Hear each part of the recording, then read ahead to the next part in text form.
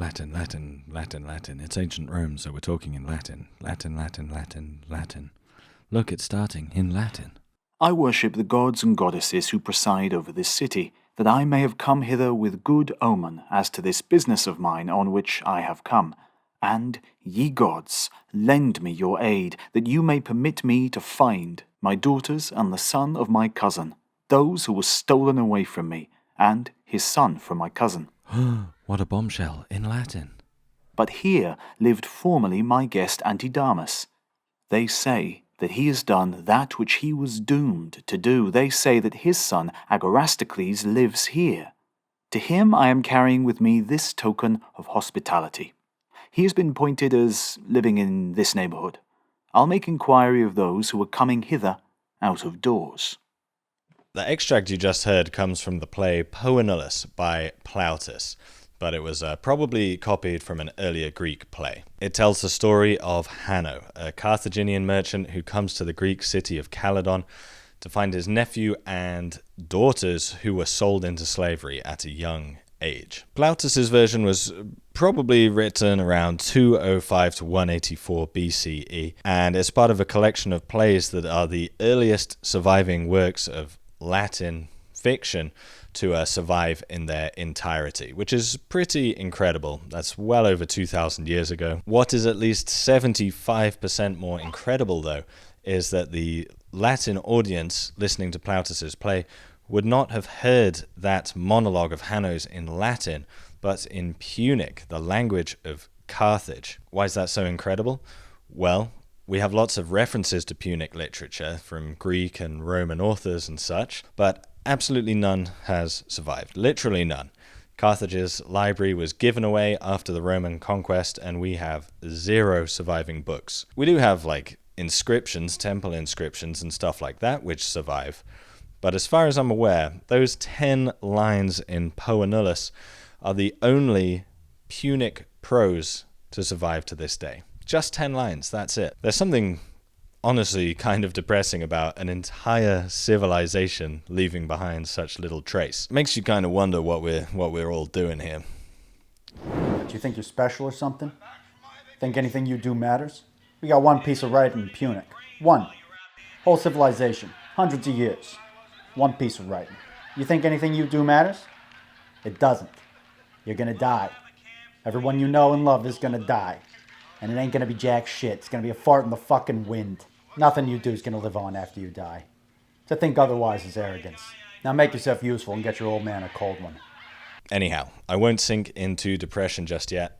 Let's take the sparse historical record, the archaeology, mix them up, and see if we can recreate the life of a Carthaginian merchant, the life of your average Hanno. If you want to learn more about Carthage, check out the links in the description. History Time and The Histocrat have made videos too.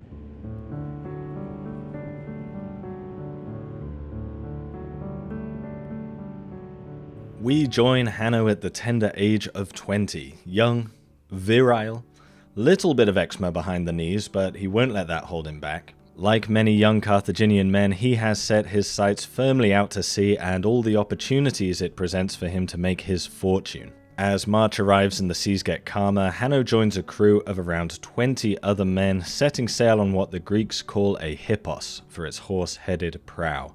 Quite a small ship, between 20 to 30 meters long, 6 or 7 meters wide, with very little room for the crew to make as much room as possible for goods. This is a business venture after all. On their little boat they set sail to travel the Mediterranean, bobbing around faster than you might think too. They were probably able to reach about 2 to 3 knots, which means a voyage from Carthage to the markets of eastern Sicily would have only taken 2 days. I mean, that's not so bad really. A Carthaginian merchant could sail to Sicily, do their business, and be back within the week. Whenever possible, they would hug the coast, but at night we believe they would orientate themselves using the Phoenician star. Or the North Star. You might be hoping that Hanno is going to embark on some epic voyage like his namesake Hanno. Perhaps he's off to explore the Atlantic coast of Africa, or sail north like Himilco, maybe as far as Britain. Sadly not for our Hanno. Although the Carthaginians are famous for these epic voyages, and their trading of the finest metals and purple dyes to the vast and ancient empires of the Near East. Hanno intends to make his fortune trading simpler goods. Thanks to excavations of shipwrecks like Schlendi, off the coast of Malta, we can see that pottery and agricultural products were very common aboard Punic vessels. Wines, oils, and rotten fish juice, aka garum, were hugely popular too. A building from ancient Corinth called the Punic Amphora Building contained tons of a unique style of Punic amphora from Spain, which incredibly still contained the remains of fish. There's an interesting line in Poe Annulus where Hanno's goods that he has brought to Caledon are described. Let's take a look. African mice for display at a festival, soup ladles, sewer pipes, nuts, lard, spades, and mattocks. Obviously, Plautus is taking the piss a little bit with these goods, but it does provide you with an insight to the kind of things that a Roman audience might expect a Carthaginian merchant to have. In my mind, it sort of paints them as the Del Boys of the ancient Mediterranean. Sure, they could get you some wonderful purple fabrics. They could get you some excellent ironwork. But they're just as likely to be dishing out any old crap, soup ladles, sewer pipes, what have you. Rotten fish. What do you mean by that? Hanno is now 40, a family man. He's made his fortune as a ladle dealer and through some family connections, a couple of loans and a lot of hard work, managed to buy his own boat. Hanno has invested his fortune wisely into some sweet agricultural land outside of the city and a fancy new house. Hanno's life would not have been that uncomfortable, man. Punic houses had toilets, bathtubs, sewers, water cisterns. By the standards of the day, Carthaginians were living very well. If you were going to go back in time, a Carthage at peace would not be a bad shout. This is how Diodorus described the land around Carthage. The intervening country through which it was necessary for them to march was divided into gardens and plantations of every kind. The farm buildings were filled with everything that was needful for enjoyment. In general, there was manifold prosperity in the region. Outside your house, an image of one of Carthage's major deities, Tanit, would have greeted you on arrival, and you could spend the warm North African days relaxing in the central courtyard, shielded from the hot sun. According to Aristotle, on certain evenings, Hanno would have headed out of the house to participate in a communal meal at his Mizrahim, or association. We're not sure exactly how these were structured, but they seem to have been based around membership of religious groups, trade guilds, veterans of particular wars, things like that, things that cause people to group together, eat food. We know that people had to pay membership dues for their upkeep and to pay for sacrifices at temples. But on the other hand, no one has proudly displayed their membership of one of these Mizrahim on any tombstones or anything like that. So it can't have been an absolutely super defining feature of their identity. From time to time, these meals probably got a bit wet and wild. One source mentions how a certain Hanno, not our Hanno, distracted Carthaginian society by hosting a lavish meal so that he could launch a coup whilst everyone was getting pissed and eating dinner. And Hanno from Poe Annulus is even more scandalous. In the prologue to Poe Annulus, the audience learns that Hanno is searching for his daughters that have been sold into prostitution. And the way he goes about that is by arriving in the town, sleeping with the prostitutes, and only afterwards asking about their parentage.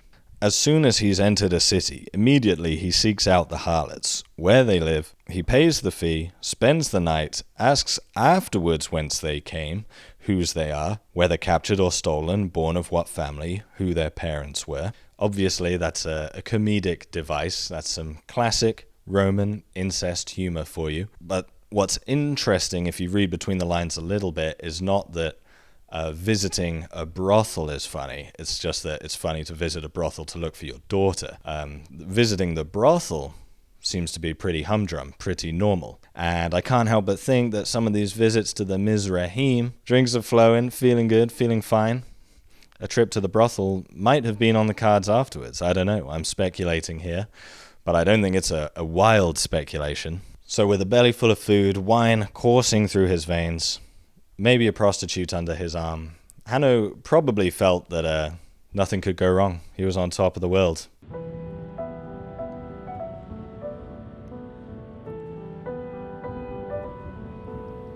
Against his better judgment, Hanno let his useless drunk of a brother-in-law, Urumilki, captain his ship for an expedition, and they have not been heard from in 2 months. Curse you, Urumilki! Hanno is ruined. At emergencies like this, there's only one thing he can do. Promise to sacrifice his next-born child. Or at least he might have done. Whether Carthaginians sacrificed their children is still debated. The debate all revolves around these open-air religious sites we call the Tophet, although the Punic name is actually unknown to us.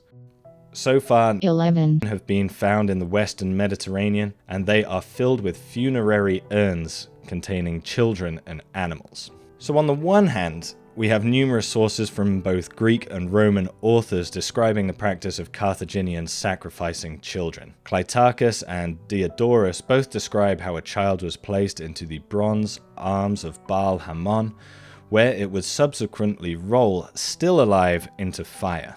Pretty dramatic stuff. Even as late as 200 AD, the Christian writer Tertullian stated that child sacrifice was still practiced in secret. However, as we don't have any surviving Carthaginian texts, these accounts, however many we have, are always open to the argument that these authors were just trying to make foreigners or pagans look bad, and that the Tophets were simply cemeteries for children. For sure, these Roman and Greek sources should be read critically, but to dismiss all of them seems to be equally uncritical. Even though we don't have any Punic literature, we do have inscriptions from these Tophets. For example, one reads, "To the Lady Tanit, face of Baal and Lord Baal Hamon, that which offered Arish, son of Bodashtart, son of Baal Shalim, maker of Strigils, because he heard his voice." Here, the poor child Arish is described as an offering. This would be an odd choice of words if Arish had died as a child and was being placed in the cemetery.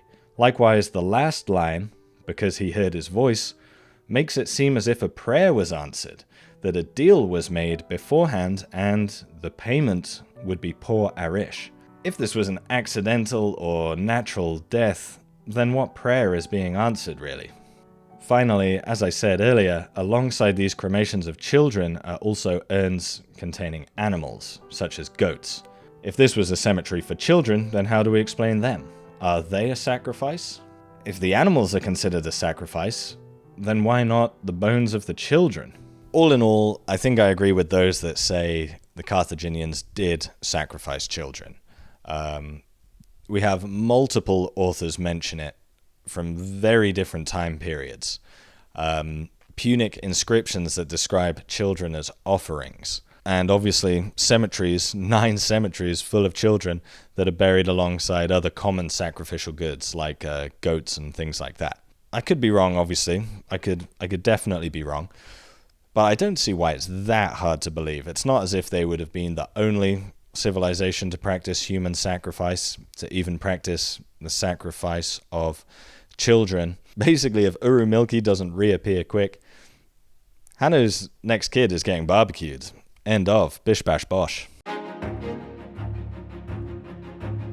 Fortunately for Hanno's next kid, Bodashtart, Urumilki eventually returned, and Hanno's business empire did not need blood to save it. We join Hanno now in his late 50s. He has a successful business, land tended by a gang of slaves, and now the recognition of his peers. Hanno is no politician, but all citizens of Carthage were eligible to have their voice heard in the Assembly of Citizens, simply called HAM, or the People. We're not sure how often this body met, but its purpose seems to have been to ratify major decisions that the actual governing bodies of Carthage made. To that end, our Hanno did not make a particularly rousing speech, but it was a masterclass in brown nosery. declaring that indeed their rulers were splendid chaps and that these pesky Romans could not be allowed to interfere with their business in Messana. This was met, of course, with a round of applause and lots of pats on the back. Despite his business success and brown-nosing, this is the peak of Hanno's political career. He's not rich or well-connected enough to gain a place in Carthage's Senate, the Aedirim. His bone spurs have prevented him from having a military career necessary to become a general or Rab Mahanet.